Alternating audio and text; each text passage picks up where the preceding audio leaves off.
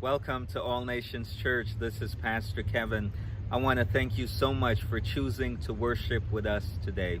At this time, we'll hear a few songs in praise and worship, after which you'll hear God's message for you today.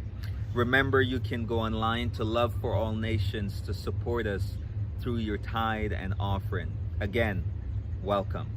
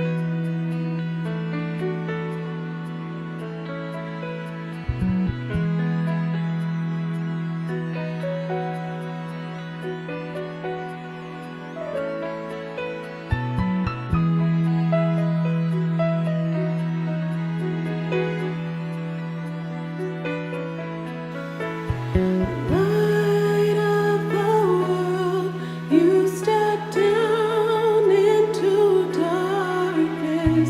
Open my eyes, let me see beauty that made this heart adore you. Hope of a life spent with you.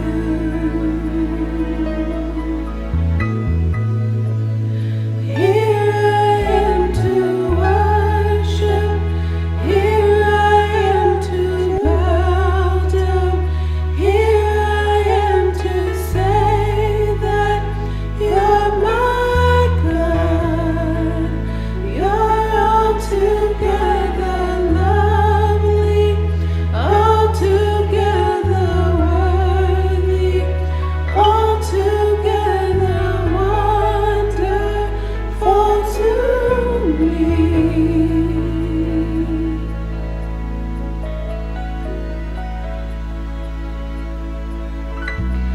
King of all days, oh so highly exalted, glorious in heaven above.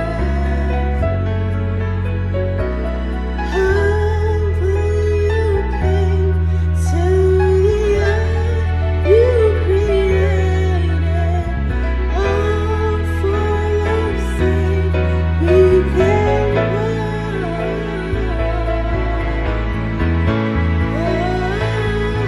Here I am to worship. Here I am to bow down. Here I am to say that you're my God. You're altogether lovely, altogether worthy, altogether wonderful to me. Here I am to worship. Here I am to bow down. Here I am to say that you're my God. You're altogether lovely, altogether worthy, altogether wonderful to me. I hope that you were blessed by the songs in praise and worship. At this time, it's my pleasure to introduce to you the speaker for today. He's a dear friend of mine. His name is Ian Hayes. He studied theology at Oakwood University. After that, he did missionary work overseas. Currently, he's an entrepreneur as well as a musician. He's sung for us before, and today he'll be delivering God's word. So Ian Hayes, my dear friend, I look forward to God speaking to his people through you today. Welcome. Well, happy Sabbath and good afternoon, All Nations Church. I just want to stop and thank my good friend Kevin Solomon for allowing me to be the speaker this afternoon. It's going to be a very brief but poignant talk we're going to have today. I hope you're blessed. It was a lot for me putting this together. But we're going to have a good time. We're going to learn and we're going to be encouraged here today. And if you are encouraged, please like and share this video with as many people as you know. Our text today comes from Romans chapter 12, verse 2, a very common text that I'm sure you're familiar with. Romans 12, verse 2. And the Word of God says, "And do not be conformed to this world, but be transformed by the renewing of your mind, that you may prove what is that good and acceptable and perfect," and or another way of translating that, mature will of God. Let's pray. Father God, in the name of Jesus, I just thank you so much for life today. I thank you for this moment to pause and to give you glory, and to allow us to reflect and look at our hearts. And not only just reflect and look, but to submit them unto you. We thank you for loving us. We thank you for your forgiveness. We thank you for your kindness and your grace, and for this moment. In your holy name, amen. So the topic today, the title is Belief in a Just World. A belief in a just world. Before I even move any further, I need to do a shout out to Dr. Allison Hicks. And you can look her up on Instagram as Ally, ALLYCIN Hicks, HICKS. She so inspired me to even share this with you today. I mean, this wouldn't have happened without her. So look her up, check out, in a sense, the original video, and you're going to be blessed with what she has to share as well. You know, I'm just going to jump right into it. So obviously, we're in a very heated climate still when it comes to race relations in this country, when it comes to policing in the United States, and social justice at large. And I'm just going to give you a little background about what has happened in my life in the past 2 weeks, and why I am now actively involved for the betterment of America when it comes to social justice for all people. A few weeks ago, I was actually in you guys' home state, or in the state of California, and I reached out to a good friend of mine from my home state, which is the state of Indiana, and to see if he was free to hang out with me in the LA area. And while we were talking, he began to repeat over and over, "Oh my God, oh my God." And I was just curious to know what's going on, what's the problem, what's the mayhem all about. And come find out that our hometown, Fort Wayne, Indiana, was trending on Twitter. And from my understanding, I believe it was number 21. And so that's a pretty high trend, I'd say.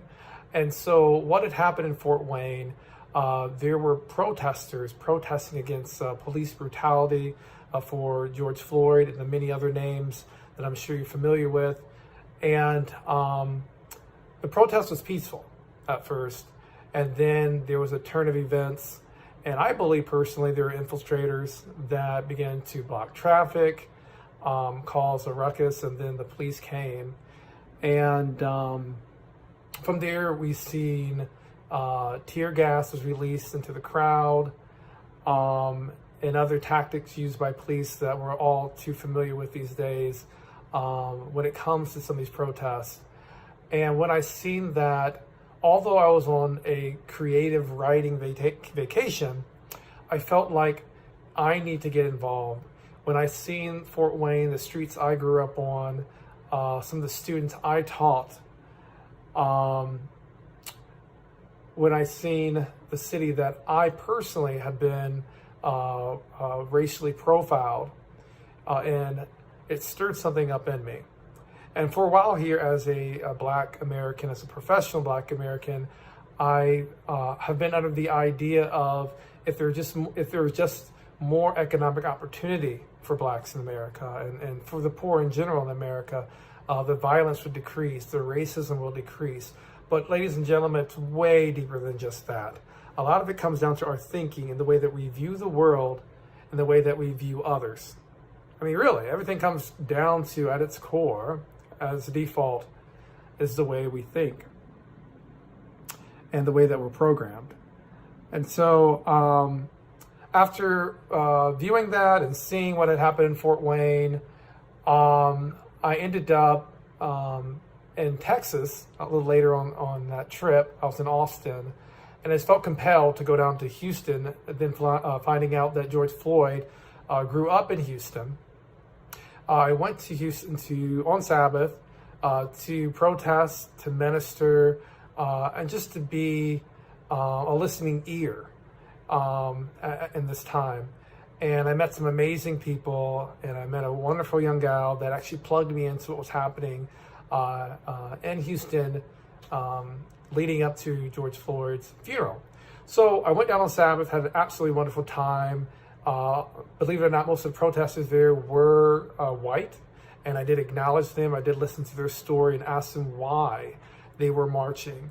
And overall, the overarching theme was they're just tired themselves of the injustice in this country. And they realize that as Americans, we will not continue to be a great country if some are valued more than others. When some are recognized and celebrated and others are kind of left in the corner to fend for themselves to a certain degree. So fast forwarding, I ended up going back down to Houston on the following Monday for George Floyd's viewing. And mind you, this was totally not intentional. I had no intentions on this trip to be part of this conversation, but something deeply visceral within me told me to go. And so I went to the viewing, and I would never forget the moment. I'll never forget the moment when I had those 8 seconds with the body, with George Floyd's body, and just the thoughts running through my head. And honestly, the first thing that ran through my head was, this is literally, this individual sparked a pandemic on racial injustice on this planet. You know, all around the world, people are now talking about it, and this is the man, you know. It also was just a very poignant moment, a very defining moment for me in my life, that really propelled me to not only educate one-on-one, but to go a step further and participate in this time with you all. And so, having said all of that, I want, you know, there's still, and being a Black man, obviously, you know, there's still a lot of things we're not talking about that is occurring right now. Obviously, a lot of people are screaming racism, which there is a lot of racism and white supremacy that's happening, and unfortunately, just as well as a lot of Black nationalism as well. And a lot of people are just trying to make sense of this world and everything going on. But one thing that came across my table that I had never thought about is looking at things from a psychological aspect. It's very easy as Christians, as Seventh-day Adventists, to look at everything through the lens of theology and eschatology. It's very easy to look through things as a Black man through the lens of an Afrocentric or a Black-centric point of view in America. For some of you watching it through a Eurocentric view or a Hispanic-centric view. And sometimes we forget just basic psychology. You know, why do we think the way we think? Because our thinking in turn inspires or becomes our behavior. You know, so we're going to look at this term in psychology called the just world fallacy. And again, I just want to thank Dr. Ali C. Hicks. She really brought this to light. She broke this down so well for me. I didn't mention she's also an Oakwoodite alumnus, proud Oakwoodite. So thank you so much for opening my mind up to this. So again, we're talking here briefly on the just world fallacy, or also known as the belief in a just world. And so it's a cognitive bias. It's the belief that the world is fair. It's the belief that the world is fair. Again, it's the belief that the world is fair. So in other words, we have the automatic tendency to look for something or someone to blame for unfortunate events, okay? But rather simply attributing a bad turn of events to bad luck, or someone falling on bad luck, we tend to look at the individual or an individual, and we look at their behavior as the source of blame, okay? So there's so many examples of this. So, but before I go into some examples, conversely, when good things happen to people, we assume that they are a good person, and intrinsically they're hardworking, intrinsically they are intelligent, but this isn't always true. There's a lot of, just slimy individuals on this planet, I dare not name names, that get away with horrible things. And they're not good people, and bad things don't always happen to them. It's the whole idea that good things, again, the belief in a just world, that the universe, that the world is fair. It's the idea that good things happen to good people and bad things happen to bad people, and you deserve whatever happens to you because of your behavior. Now, so this is a very binary, very black and white way of thinking and looking at the world. But believe it or not, we do it every day, especially if you are religious, like you and I, that are fundamentalists. I'm assuming most of us are that Adventists, right? It's just typical. Like when we see someone that's homeless, it's very easy for us to say, well, they're homeless because maybe they didn't want to work. It's homeless because they got on drugs. And, well, that's kind of like what they deserve. They deserve homelessness because they are a person that makes repeated bad decisions in their life. Therefore, this is the result or the consequence of their bad decisions. But this isn't always true. And also for the opposite, if someone's highly or uber successful, a lot of times that people that are, hoity-toity or well-to-do, we tend to look at them again as they're good people deep down inside. They're hardworking, they're great at networking, et cetera, et cetera. But it could be the fact that, they came from a great family, or, hey, there are a lot of people that helped them along the way to get where they were. Yes, I'm not saying they didn't put in hard work and sweat and tears. Some of them, but not all of them did. There's a lot of people that are well-to-do because they come from well-to-do families. It's just who they are. They're blessed. They're privileged like that. So I guess the deeper question we have to ask ourselves here is, so why is the belief in a just world a bad thing? That's a really great question, right? So the problem is that if you connect goodness with good things and badness with bad things, when a bad thing happens to a person or people group, we instantly dismantle their goodness, okay? So if this people group is protesting, and this people group is loud, and this people group, they're now rioting, and this people group, they're now fighting cops and lighting targets on fire, we come to a conclusion that these people group, they're not good. There's something intrinsically wrong with them, and that's why they behave a certain way.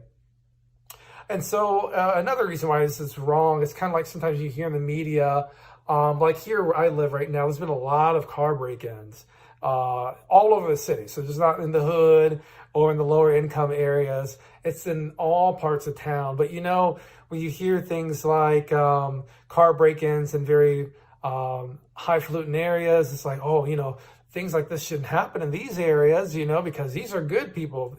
Only good things should happen to them. Like those areas are holy and sanctified and imbued with goodness. But if it happens in another area, as it should, where those people, they don't work hard and they're a little more liberal and they get handouts, it makes sense for it to happen there. You follow me with this whole belief in the just world? I think you're getting this. All right, I hope I'm being clear enough for you. And please, like always, be a good Berean. Do your own research. Whenever you hear anyone speak, do your research. Don't take my word for it. You have Google, you have the library. Don't tell me you don't have time. I know you do. Look it up for yourself. Study it for yourself.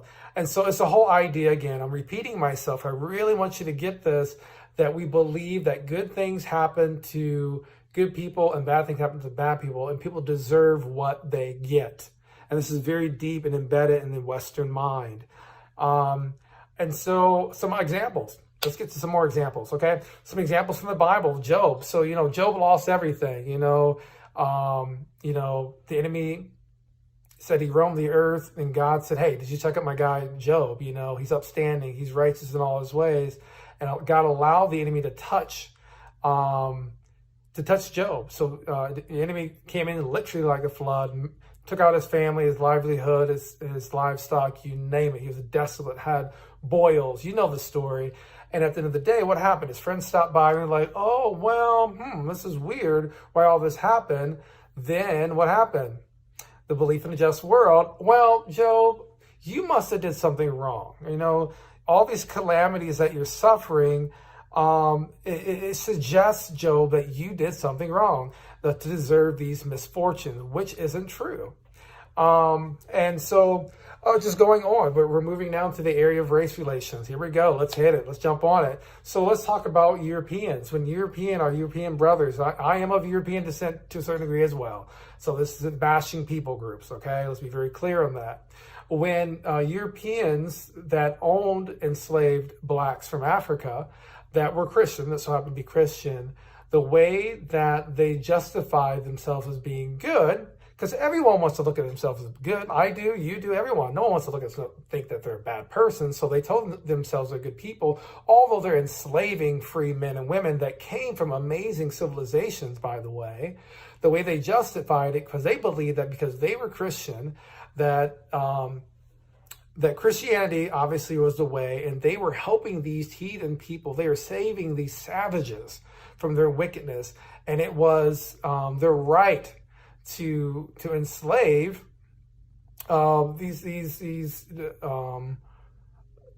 these pagans, quite essentially, you know. And so, in light of the fact that they were able to dehumanize, that's what I'm looking for. They were able to dehumanize the African. They were able to then enslave them and still feel good about themselves at the end of the day, because they're less than human. They're savage. They don't worship the God of heaven. I'm helping them out. I'm doing them and their culture a favor. Are you seeing? It's a belief in the just world that everything is fair.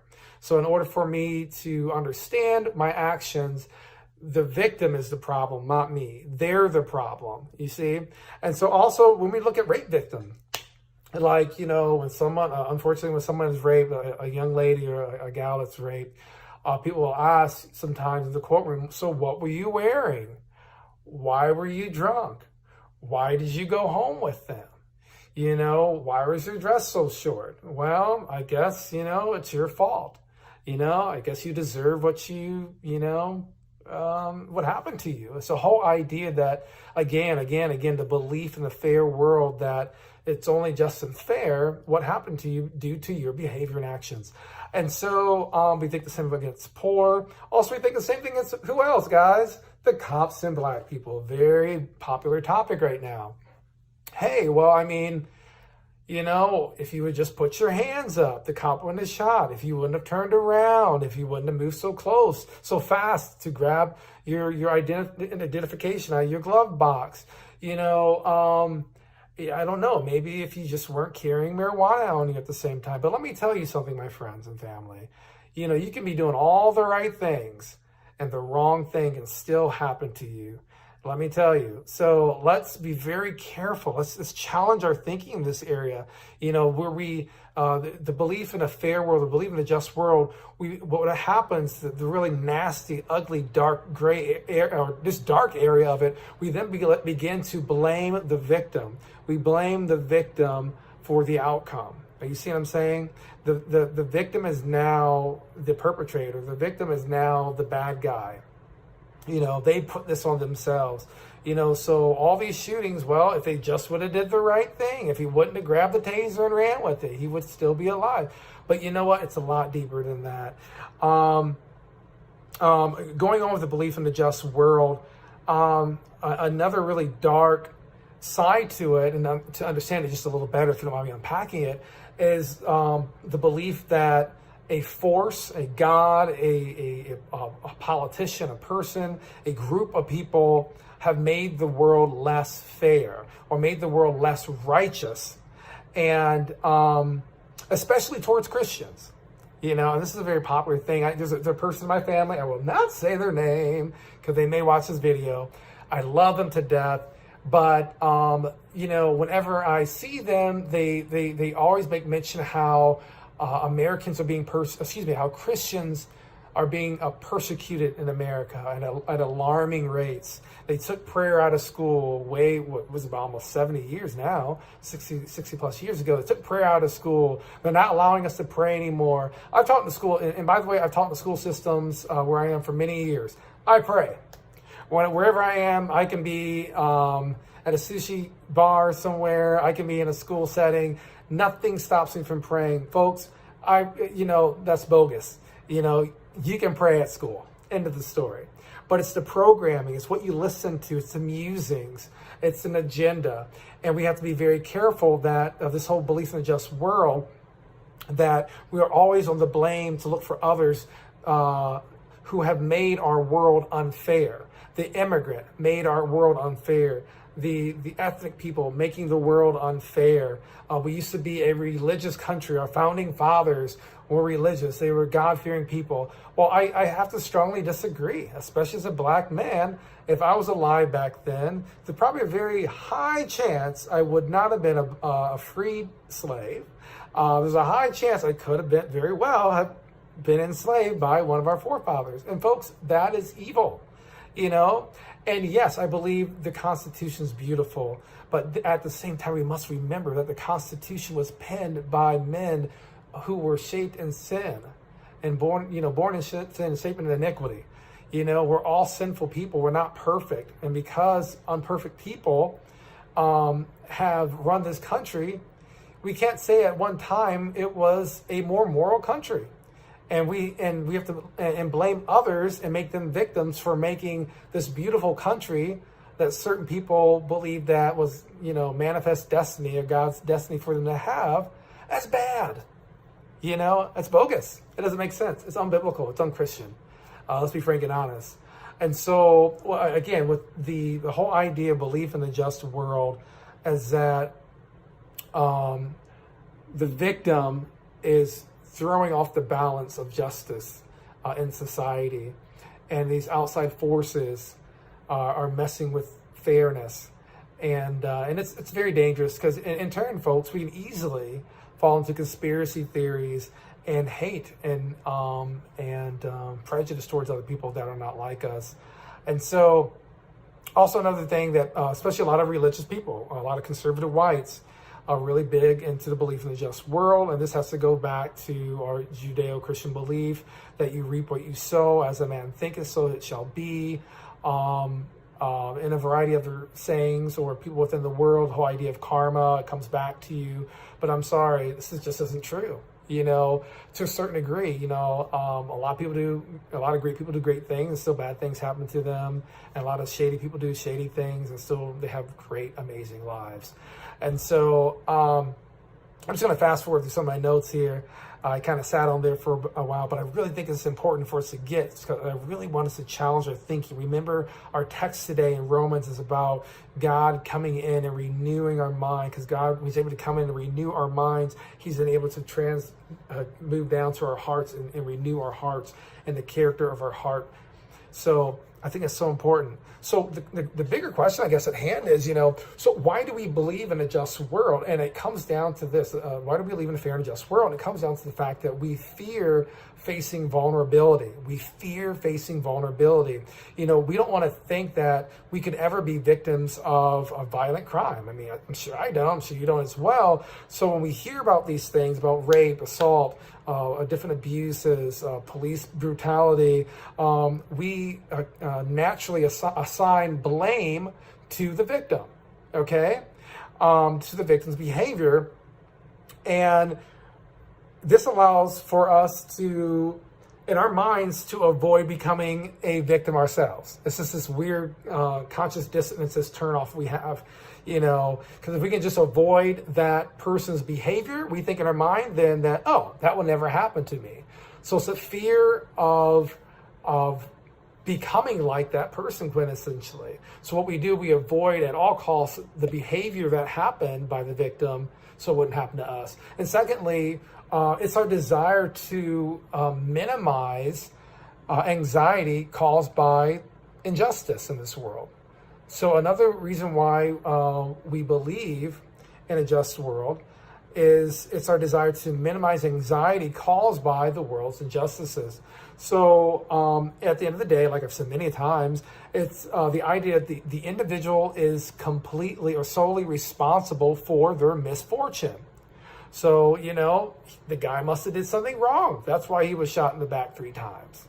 Or she had what was coming from her. She's always dressing skimpy, and that's the way that we are able to rationalize in our mind that the world is just and fair.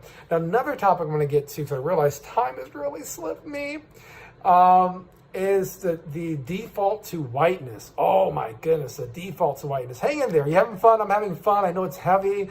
I know these are topics we really don't like to talk about, but we have to move forward as a people, as a nation, as a church, as a denomination, because this is all, I believe this is the work that God wants to do in our heart at this time before we move towards, and I believe as we fast track to the time of trouble, folks. So let's talk. Let's have this conversation, okay? Hang in there. Hang in there with me for a bit. Thanks. All right. So default to whiteness. Default to whiteness. So this is what it's all about. Hold on. So whiteness is the idea that whiteness is typical, it's normal, it's baseline, it's the default identity. It's, in a sense, it's the cultural wallpaper.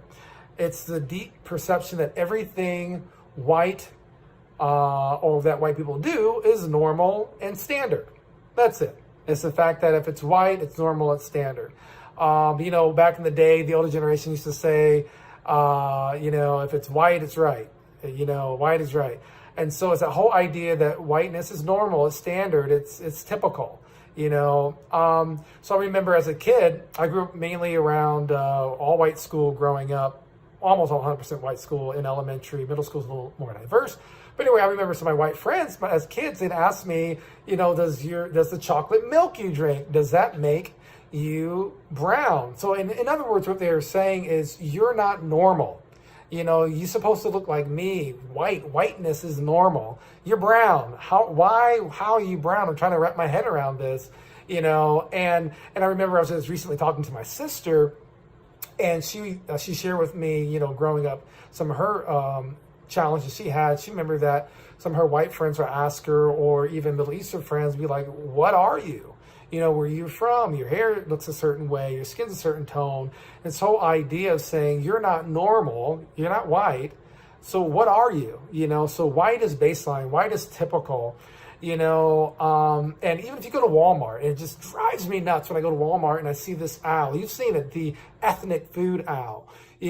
So pretty much it's saying that, this is non-white food, or food that is typically not made in white households. And even if you look at research, when we do group research on a variety of topics in this country, typically whites are the base group. They are the default group, and blacks, Latinos, Asians, whoever else, Middle Eastern, Arabs, they are compared to that group.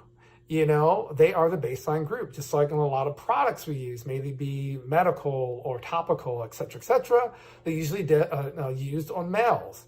So what about females? How do we know how this affects the female biochemistry? So again, the whole idea of whiteness, that is normal, that is typical, that's the way. And so in light of all that, and please stay with me here, now that I understand this and the whole idea of whiteness, I can see how it can be difficult growing up in white America, and it just being a white person in America, mind you, the challenge of being white in America, because it's difficult to instantly connect with others, because others are ethnic, they're non-white, they're black, they're Latino, they're Asian, they're Caribbean, which is black. They're Arabs, and so it's kind of like they're the other, they're different, I'm the default, I'm white.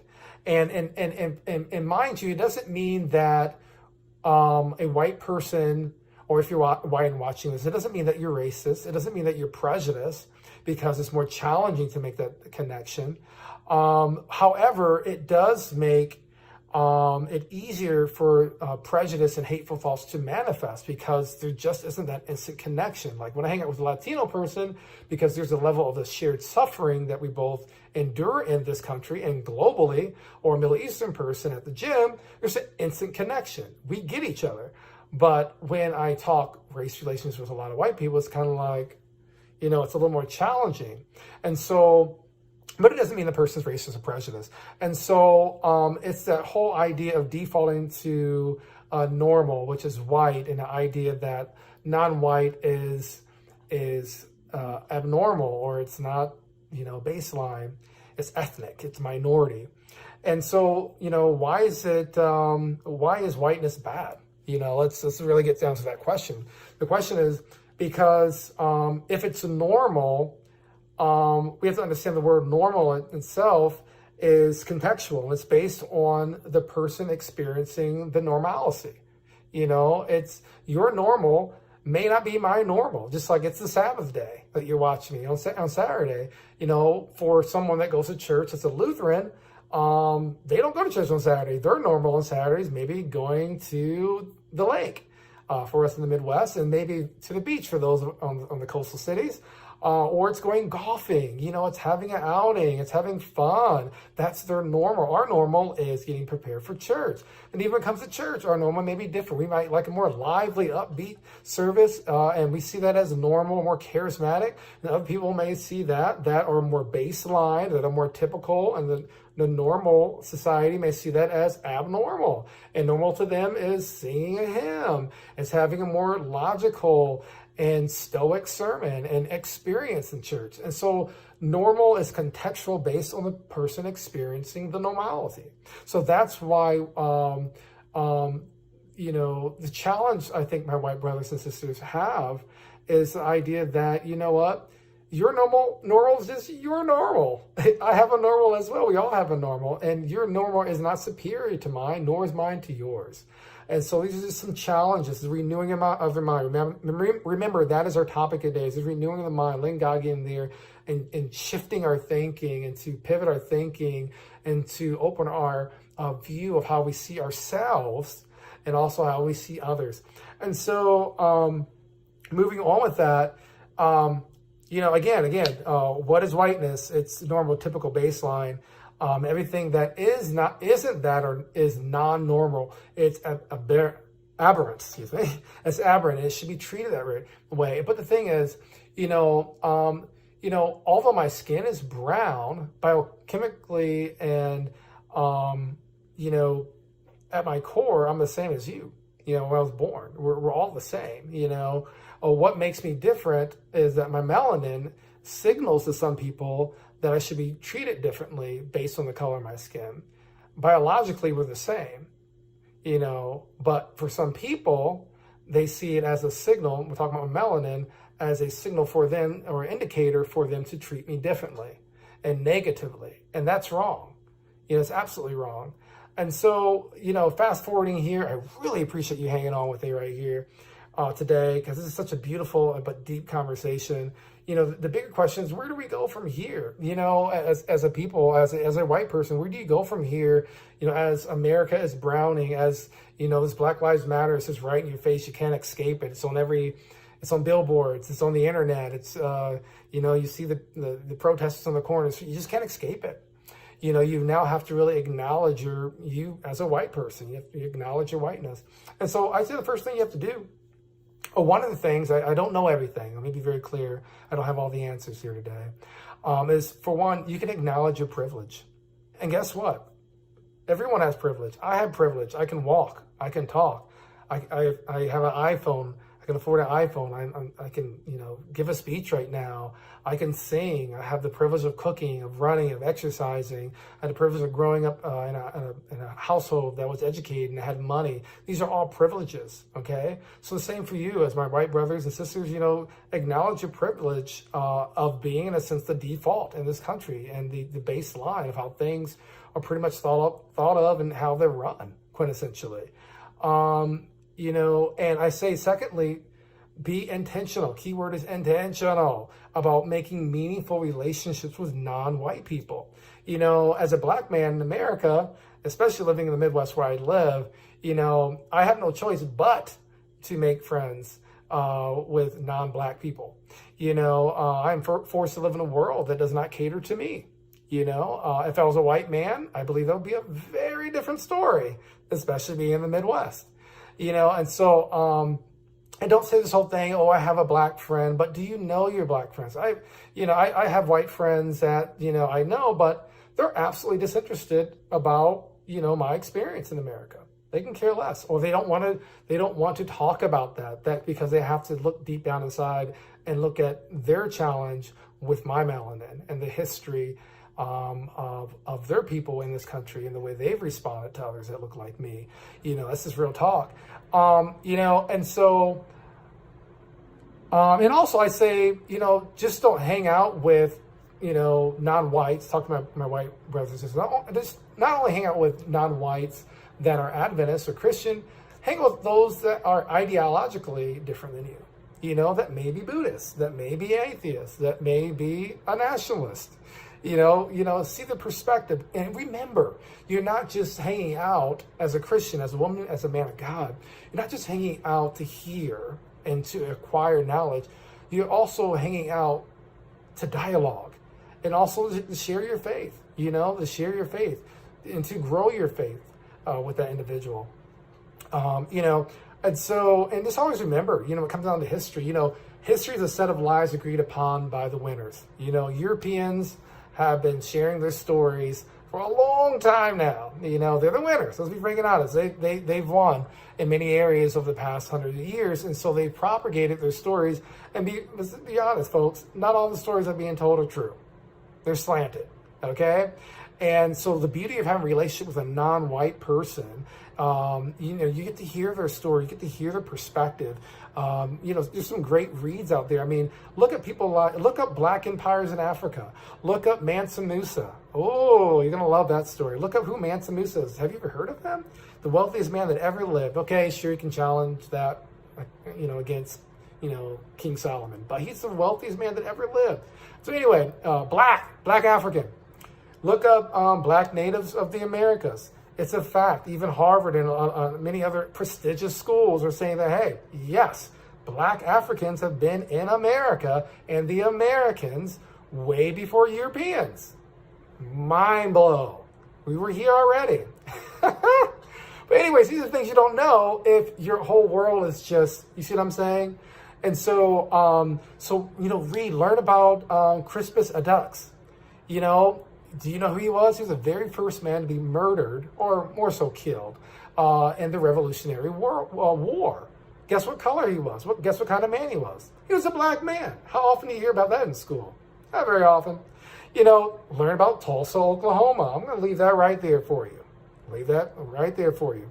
Learn Black history. Learn Latin history.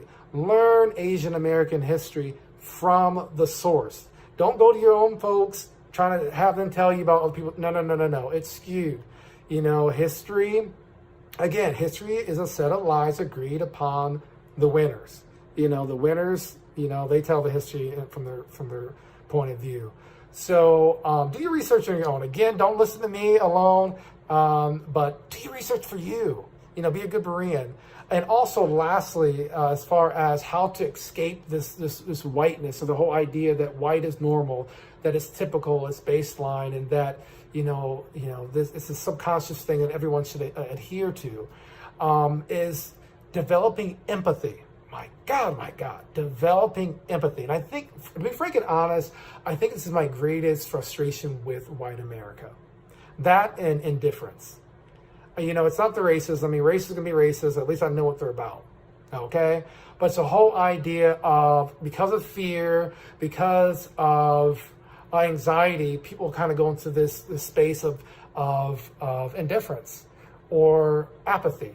But I say, as a child of God, allow the Spirit of God to come into you, to give you empathy for all people, and to listen and to put yourself in their shoes and understand their experience, which will broaden your experience in the end, right?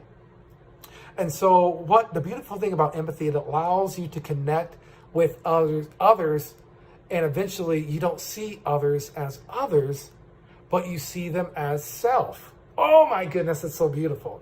I have a really good friend, I won't say his name, but he's in Minneapolis, and I love him. He's a white American. But you know what? I don't see him as a white American. I just see him as my friend that so happens to be white, because I see him as self. We're so close in our thinking and, the different things that we both like. And I just think he's an amazing person, that I don't see him as my white friend, or I don't see so-and-so as my Hispanic friend, or my Asian friend, or my Arab friend. No. when you create empathy and those deep relationships with people, you're then able to see them as you, and they become, they just so happen to be a different color, or so happen to be a different ethnicity. And so, again, just kind of recapping then, I know that's quite a bit, right? And so, where do we go from there if you're white and trying to figure all this out? Okay, I get it, there's whiteness. Okay, I get it. The belief in the just world. So one thing is, if you could, just acknowledge your privilege as a person. Acknowledge your privilege as being a white American. It comes with a lot, trust. And we can dive in that in another video. Create deep, meaningful relationships with non-white people. Read about their history and about their achievements, and celebrate them for who they are and learn from them if you can. Also, lastly, develop empathy. Become so close with others that you no longer see them as others, but that you see them as self, as you. Oh my goodness, it's beautiful. My God, my God. I'm just going to jump through a lot of notes here. I'm at the 40-minute mark. I'm going back to the text. I'm just going to end with the text again. The word of God says in Romans chapter 12, verse 2, and do not be conformed to this world, but be transformed by the renewing of your mind, that you may prove what is good and acceptable and the perfect will of God. When Paul is talking, he's really talking about the world systems, to be renewed, get away from those world systems, get away from that Western thinking or some bad elements of the thinking, and be renewed with the mind of Christ. Every day when I wake up, I'm asking God, let me have the mind of Christ. Help me to think more like you. Who can I serve today? Who can I reach out to today? Get me outside of myself. Help me to get rid of all the labels I put first and foremost on myself, and also the labels I put on those whom I come across. Because it's just very natural for us. The default human being in us wants to pride ourselves, and to uplift ourselves and those who look like us. And specifically, Paul here is also talking about the fact that he wants us to submit our thoughts, and so God can change the way that we think. Because when he gets in here, he gets all of this. When he gets in here, he gets all of this. He gets all the heart. I really, really appreciate you guys bearing with me and hearing the sermon and being encouraged. This isn't an easy topic for me to talk about. It just isn't. But I'm willing. I realize when you do what is hard, life will be easy. And when you do what is easy, life will be hard. Remember that. I don't know where that fits into this for all you, but if you do what is easy, life will be hard. And if you do what is hard, life will be easy. You got it. You heard it. Let it move around in there.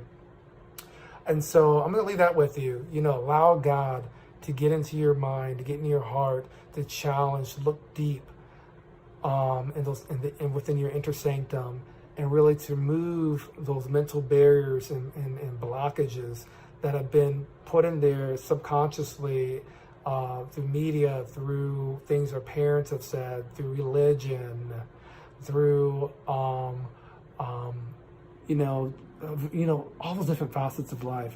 Allow Christ, the beautiful power of the Holy Spirit, come in there and change those cisterns, those dirty cisterns within our heart, and purify them for his glory and for the sake of others. I thank you so much for this moment.